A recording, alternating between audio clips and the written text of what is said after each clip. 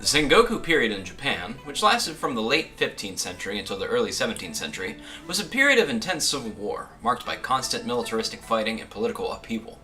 It was a period where the central government collapsed, and the powerful noble families and lords began to fight amongst themselves for power. Assassinations, betrayal, and lawlessness was the way of the realm. Though this was a devastating time for Japan, this period gave birth to numerous legends and folk heroes.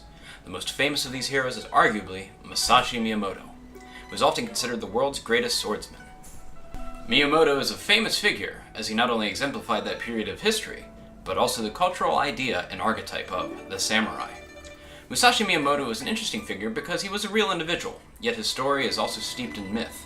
He was said to be born in the Harima province of Japan, circa 1584, and his father was named Shinmen Munasai, a famed samurai in his own right.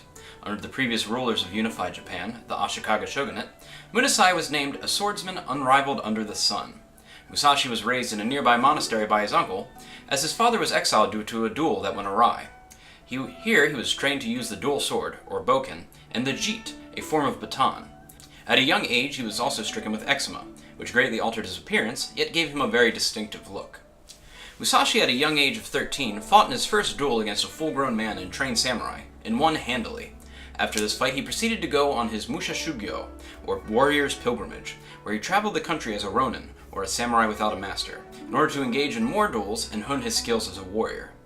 He originally sold his services to the highest bidder, and took place in some of the major battles of the period. He eventually broke off on his own, though, saying that he was no man's vassal. On this pilgrimage, he engaged in numerous duels, numbering more than 60 over his total career, of which he never lost. He was known never to care which weapon his opponent used, as he considered his mastery with the sword absolute. As well, he was known to psychologically unnerve his opponents by appearing hours late to duels, or fight in little to no armor, and would always fight with two swords at once, a style unique to himself. He also believed in not bathing, as one of the few times he would not have his sword with him, and thus be left unarmed. In between duels, he would open martial art dojos and fencing schools, and famed noblemen and warriors in their own right would come to train with him. Musashi had many adventures throughout his lifetime. Some of the most notable included the time he single-handedly defeated an entire martial arts school over the course of a week. This is actually a recorded event, and actually happened. Probably the most famous duel was against Sasaki Kojiro, who was another famed swordsman and duelist from western Japan. He was known as the Demon from the West.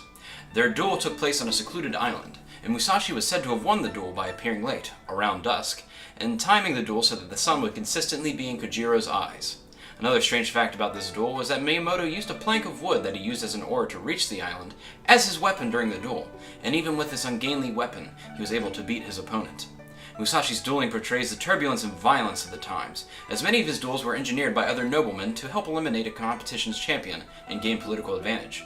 Even Musashi's duels against the martial arts school were to settle a personal vendetta and blood duel that had been started by Musashi's father some 35 years before. Late in life, Miyamoto gave up the life of dueling and lived in seclusion, honing the art of swordsmanship, writing books about the life and philosophy of being a warrior, and painting. Some of his paintings and writings are actually quite popular and portray a very delicate side to a person who lived a very violent life. Musashi Miyamoto not only exemplified the lawless and legendary quality of this period, but his legacy has even extended into the modern day. Some of his artwork is still sold for quite a bit of money, and his most famous writing, The Book of Five Rings, is considered to be one of the seminal writings on strategic thinking and philosophy, and is still taught in Japanese business schools to this day. As well, Musashi created the archetype of the wandering samurai, which has extended into countless examples in pop culture, and laid the foundation for many figures in other genres, such as westerns. Needless to say, Musashi was a fascinating individual from a fascinating period in history, whose legend is one that extends far beyond his own period in time.